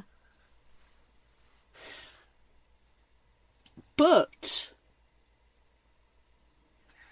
when the deer hit the car and it went cold and he changed into a wolf, and then they went to the clinic and Grace was able to get him to come back to human, even though that was after that time he should have just been wolf. Yeah, theoretically. Then that would imply that it isn't a limited number of changes. Yeah. Because you've forced that one. Yeah. I'm going to say it's main character syndrome. I am going to support you in that, because otherwise it's going to hurt our brains too Yes. much. And we're probably doing this thing where we're asking questions and overthinking things. Yes. But it's our curious nature. Right. And we're enjoying the lore. And when you Yes. enjoy the lore, you want to know more about it. Yes. And I did really enjoy this lore. I loved the temperature change. Yes, I think it's certainly an argument as to why we might progress a bit more with this series. Yes. I will say the temperatures at the beginning of the chapters, because they're all in Fahrenheit, I didn't have any concept. That's fine. I started Googling them at first, and then I was like, no, I'm not going to bother, because I was like listening to it and playing Pocopi. And I was like, don't interrupt my game to Google the temperature. And then Grace is getting all horny. I'm like, this is not appropriate. I'm busy playing Pocopi and it's such a sweet and innocent game. And she's like, oh, look at his abs. Oh, his rock hard abs. And his buttocks. And his... I'm making it sound a lot hornier You than it really was, but it was are. very I horny don't for me. recall any of that, and I have now read it 3 times. You're a sweet, innocent person who doesn't look for the horniness in books, though. I think you have like this mental block that just doesn't let you hear this kind of thing. Maybe. It's horny. But right, standout things. Just gonna say, Isabel, full stop. Isabel looking for Sam. Trust quiche with Isabel. Yes, those are the best parts. And going to bookshops for dates. Yes, I also liked that. Isabel was for sure my favorite character, especially when she was narrating opening each door. Yes. I appreciate that. Like, it's I really liked it. It's a very serious thing that's happening, and so she's saying, okay, this is what I'm doing, but then she's got her asides. I swear to God, if I have just kicked the door with my boot. These boots are expensive. If he eats my face, you're a wolf. Don't eat me. If he eats my face, I'm making my parents sue you. Yes. Yeah. Love her. Yeah, I really liked Isabel. I really liked her a lot. I also appreciate the instant enwolfening in Texas. When they're like... Poof, wolf. Poof, animal control. That you would appreciate that. But like, they call and they're so excited, like, oh yeah, we haven't turned for weeks. It's so great. And then they're walking on the sidewalk past a shop with the door open and the AC is on inside, and then it's just instant wolf. And then animal control is instantly there and instantly kills them. Well, the killing them is bad. That was bad. That was bad, but it did come out a little bit Acme cartoonish, a little bit. Yes. But I liked that. And I liked that they had this conversation, like, if it's the temperature, why don't you just move somewhere warm? Yes. It's a common sense conversation. And you know what? Actually, I do appreciate that with Sam and Grace. They talk. Yes. You know, for all the fact I'm laughing about it being a horny book as well, they are platonic. Yes. Like, they keep things very over close. There's not even any heavy petting. And pun intended. For a long, long time. Yeah. You know, they have conversations and they get to know each other, and it's sweet. Yes. Favorite final thought quote? Have we wrapped everything? Or... Yeah, I was going to say, I think we've talked the Dickens out of this. Yeah. Okay. Book or us? Book or us? We're introverts. We like, doing nothing together. All talk, no action. Yeah, I'm pretty sure that's us.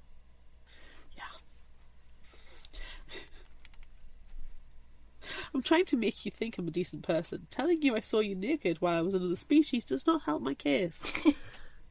Horny. I'm just a mythological creature, after all. I technically shouldn't exist. Aww. Magic or science? It's all the same. The only thing magical about it is we can't explain it. Which is true. Which is true. This one, I really felt this one to my core. Okay. It's nice to see you emote for once. I feel like I should have said that to you.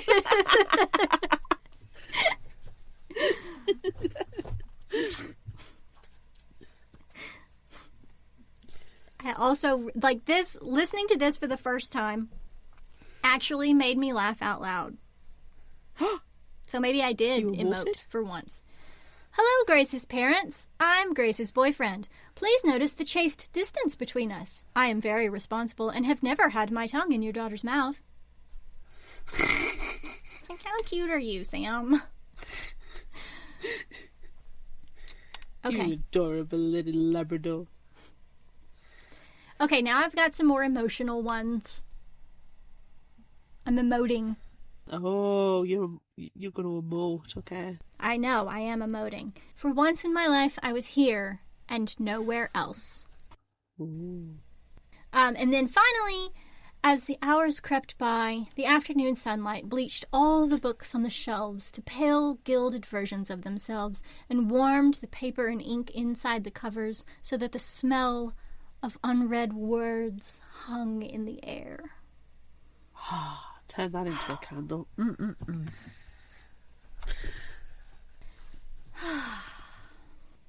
Is it time for Would You Rather? Ow, ow, ow. Or, wait, no, we're BB guns.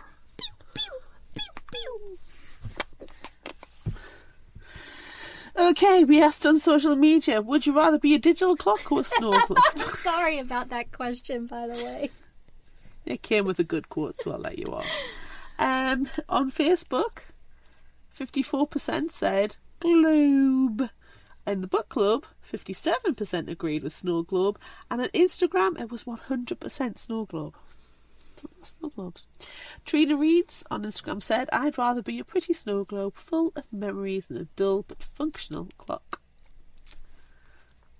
Candace says, snow globes have glitter. And then there was another comment, sometimes there's glitter in a snow globe, so definitely a snow globe. That was both the book club and the Facebook. Ah. She's all about the glitter, though, that Candace. I agree. Mm-hmm. Claire said, I hate my alarm clock. I don't want to be hated, plus I'm not a morning person, so I definitely don't want to have to work to wake someone up and be hit when they whack the snooze button. I'd rather be swirly and glittery. Yes.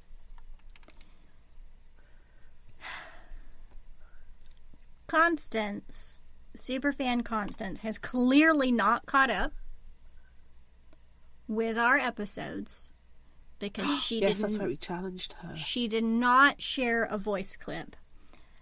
And I don't know this song, so I can't sing it, which is why, Constance, we need you to sing these clips and send them to us.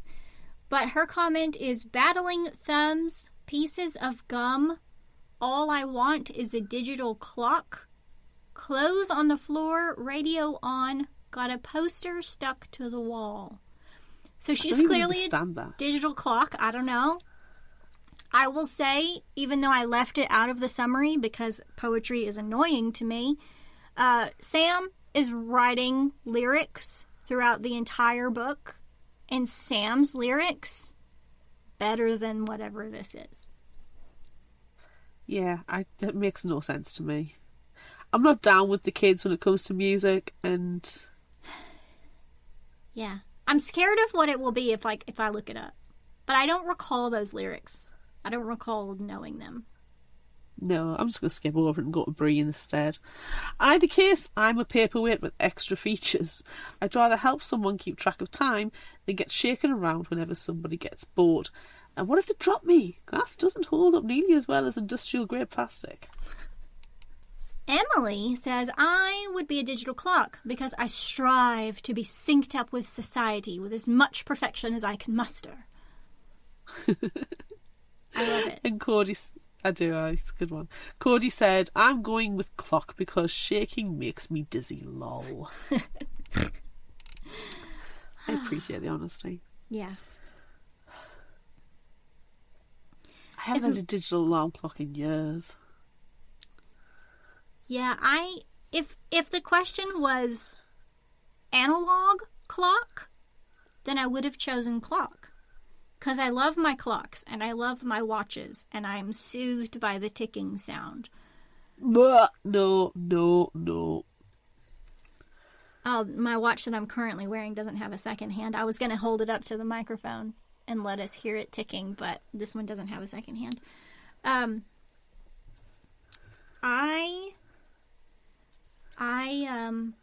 gonna have to choose snow globe for the glitter. But if it had been an analog clock, I would have chosen clock. I don't care about a digital clock. No, the clock's bad regardless. Like my mum, I don't know how she finds them, but she always has an analog alarm clock. And the ticking on it. It's like proper old school, all with the bells on the top as well. Ooh, I don't like that. It's so freaking loud. Like tick-tock, tick-tock.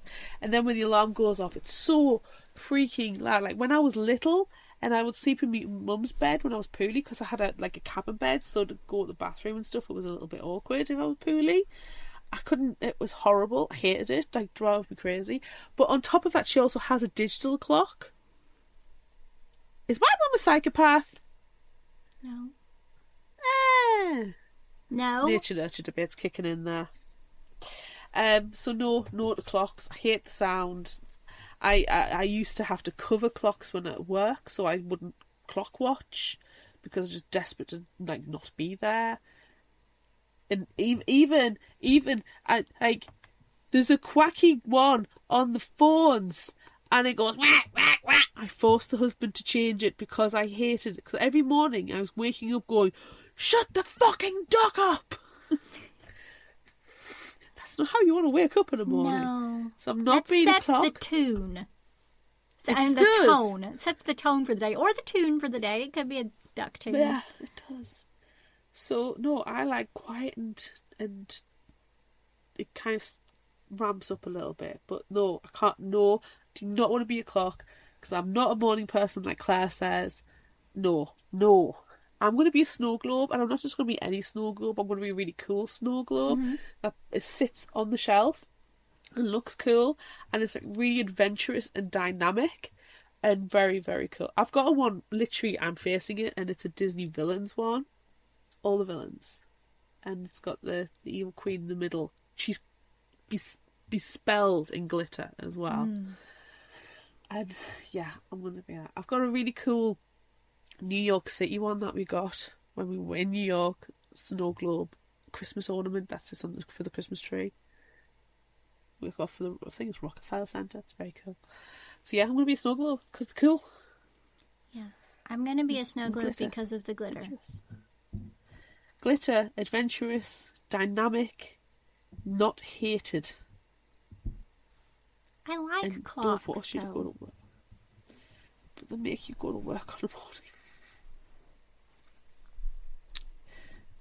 Quiet clocks are fine. Okay, next question. Would you rather someone sing a song to you that they wrote or read and try to explain poetry to you? Someone sing a song that they wrote. Poetry's not my bag. I don't like either of these things. No. But I don't want someone to try to explain something to me.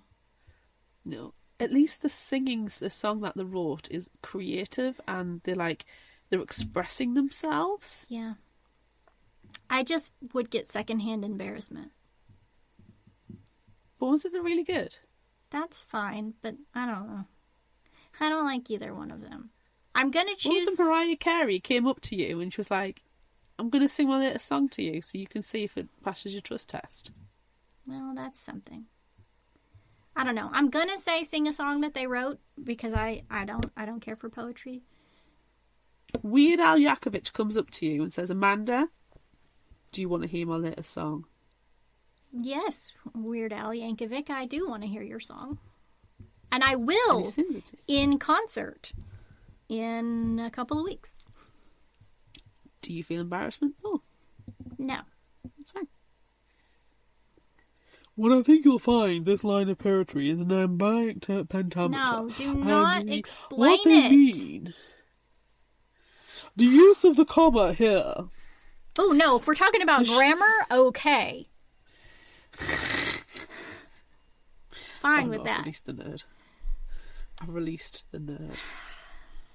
It's fine. But what I think you'll find, the use of this word is a synonym for such an... Would you rather smell all the smells in the candy shop or in the bookstore with your wolf nose? I think we're going to say the same thing here. Bookstore. Bookstore? Yeah. I have a bookstore candle, actually.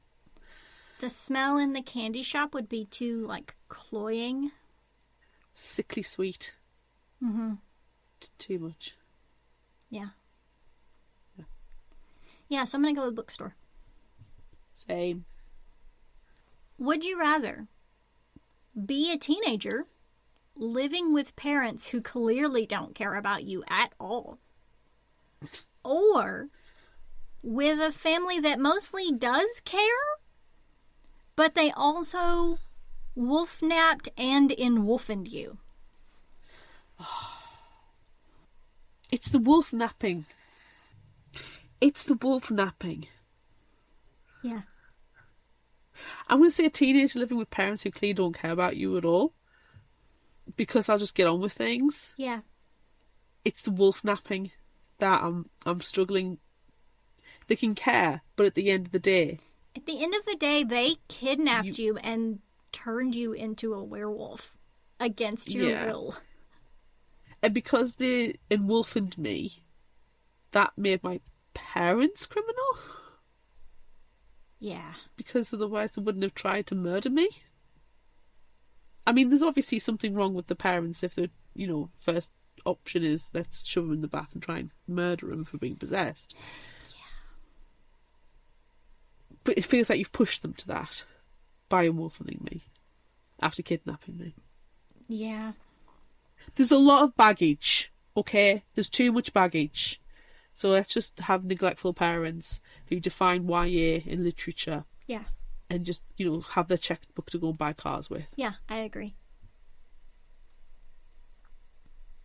Okay, trust test time. Would you rather make a trust quiche or trust dance to Mariah Carey? You make the quiche. I don't really care for quiche, so you can make the quiche, and I'm going to dance to Mariah Carey. You have to dance to Mariah Carey the entire time making the trust quiche. That's fine. I'm going to go slow. That's fine. You'll need an entire album or two. That's fine. I'll dance you to may Mariah actually Carey. be into the Christmas album. That's fine. Because I'm going to take that long. Okay. Yeah, that's fine. I'll dance. Cool. I will constantly dance. Nice. Yeah. I would also help you make the quiche. I might not want to eat it just because I don't like... I don't know. I don't really care for it. But if it was a trust quiche, and I had to eat it to prove to you that I trust you, I would eat your trust quiche. But I would also help you make it, which is also trust building. Yes. I would give you the slice of trust quiche with a tomato salad. Okay. Okay? Mm-hmm. I'm thinking a tomato, watermelon and feta salad with it. Okay. Yeah, that's fine. Which is delicious. And I've been craving that as well. Mm. Yeah, I'll enjoy that. Mm-hmm. Mm. And we don't have to worry about the neglectful parents coming home and stealing any of it because they don't give a shit. Yeah. They're the worst. Cool. They win the They award. are the worst. I can only imagine how much worse they're going to get. I don't know. I kind of hate that there's another scene where it's just like Sam and Grace, and they're just sitting peacefully together, not really talking or doing anything. Mm. And Sam's like, "What are you thinking about?" And she's like, "Washing machines. I'm thinking about when I move out. Am I going to get a washing machine, or am I going to have to go to the laundromat?" She's already planning this. Yeah. Yeah, that was a really actually disturbing conversation. It was so minor in the grand scheme of the narrative, but actually when you think about it, it's devastating. Yeah, she's already planning to move out. And whether or not she's going to buy a washing machine. She's out the door at 18. Oh, 100%. Yeah. They are never going to see her again. If she had the ability to turn into a wolf, she would have... She would have been gone. Yeah. She would have run into the wolf sunset. Yes. She would have embraced her enwolfening with her yellow-dyed wolf lover. Yes, she would have. And I don't think anyone would blame her. No. No, not at all. No. Okay. If you liked this, try this. I didn't know which way to go. I feel like we've recommended quite a few werewolf books. I know, lately. and we're not werewolf people. No, well, I don't mind a werewolf, but I prefer vampires or Right. vampires all the time. Right. But I don't mind a werewolf book. But I do feel like we've recommended between the two of us a lot. And I was like, I don't know where to go. So I Googled werewolf books, because obviously. And I got this from a list of 7 howlingly good werewolf books on electricliterature.com. And it's Such Sharp Teeth by Rachel Harrison. And the little summaries from there as well, because I like the summary compared to like the official blurb. The premise starts like a Hallmark movie. High-powered NYC executive comes home to a small town where she grew up and falls for a local contractor. But our intrepid sea-suiter falls victim to a werewolf bite within the first few pages. I appreciated that, because I was like, first chapter werewolfening. Yes. Combining body horror and personal trauma with some humorous flourishes, Such Sharp Teeth flips the script on both lycanthropy and the aforementioned Hallmark build, delivering a heartfelt, compulsive, readable novel. I really like that description. I feel like it hits a lot of the spots that were like, actually, that kind of gets us. That would be interesting. Yeah. Because Shiver's very Hallmarky as well, like YA Hallmark. So there's some hashtag tenuous links in there. There we go. What have you got? I went to my new favorite resource novel list and found a book. It's not... One of my favorite things about Novelist is that you can like choose the things that you like from the story and find other things.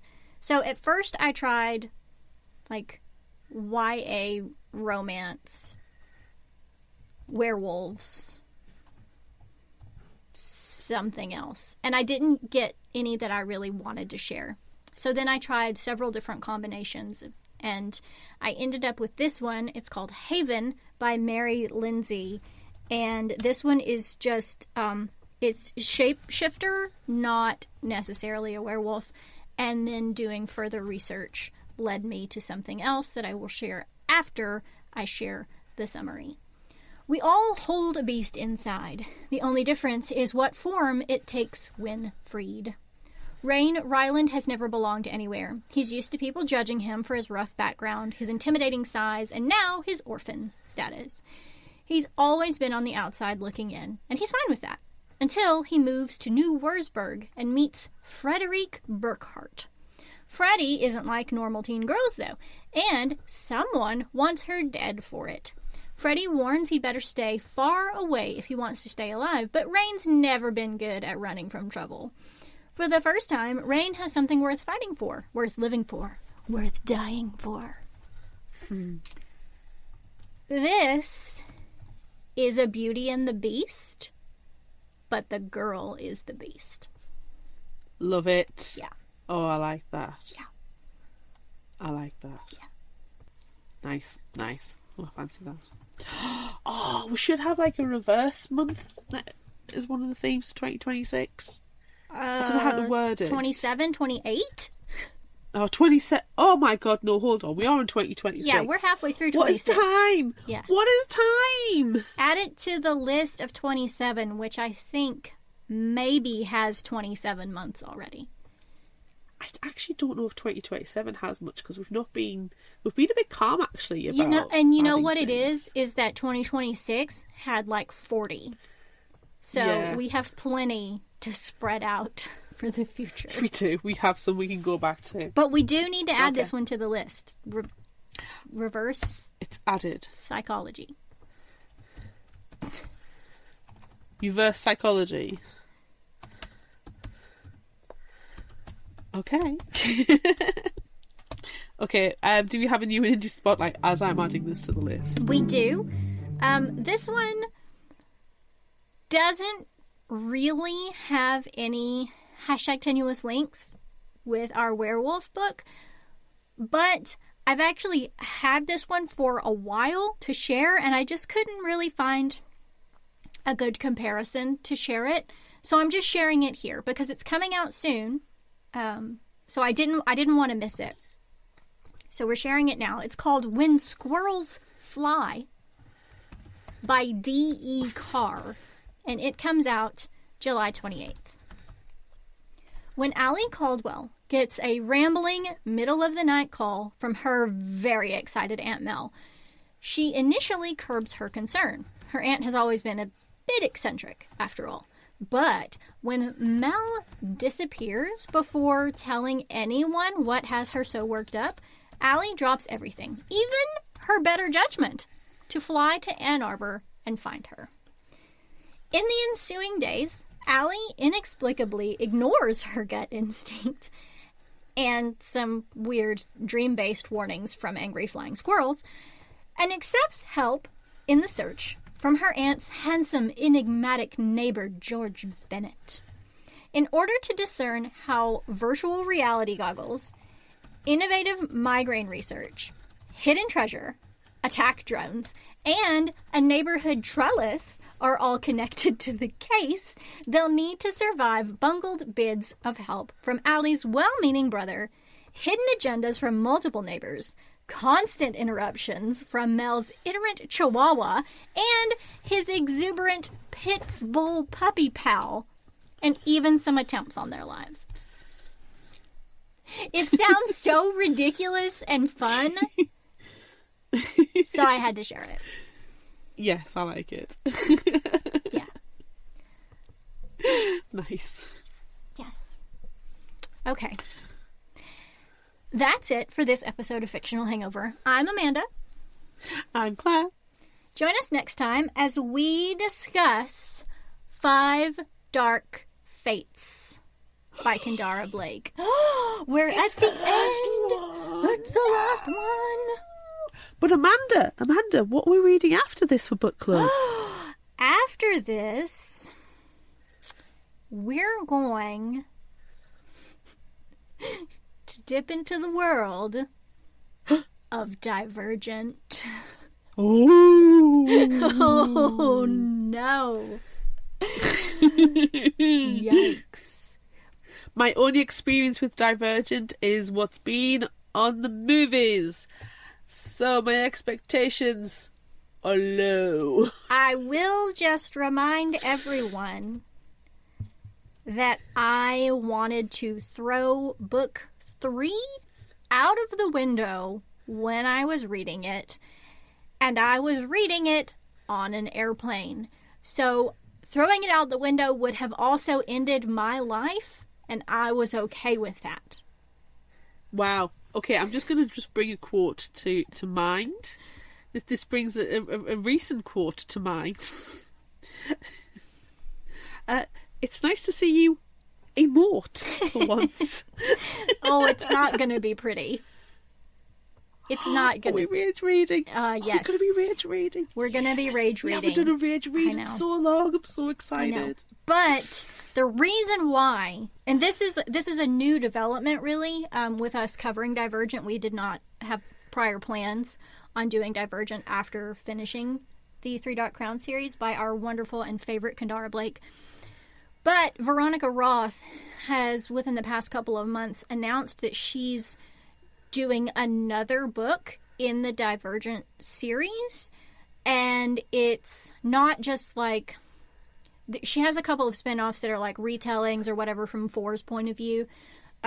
This one is like a whole new, maybe alternate universe sort of thing, where Triss does not choose to go into Dauntless, and there's another faction, and this one is called the 6th Faction, and it comes out in October. So if we cover Divergent, Insurgent, and Allegiant, that's going to lead everyone nicely and neatly right up to the release of 6th Faction. Nice. Yeah. I would call it poetry, but you... Don't call it poetry, I don't like that. Look out for our Would You Rather polls and monthly challenges on social media.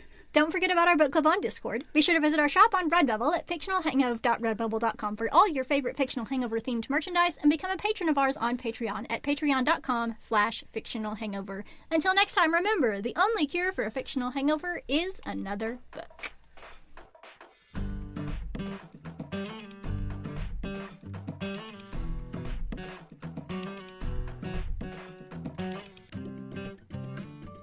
You can find us at fictionalhangover.com and follow us on all social media at Fictional Hangover. If you like this episode, check out our others and be sure to rate, review and subscribe so you don't miss out. Thanks for listening.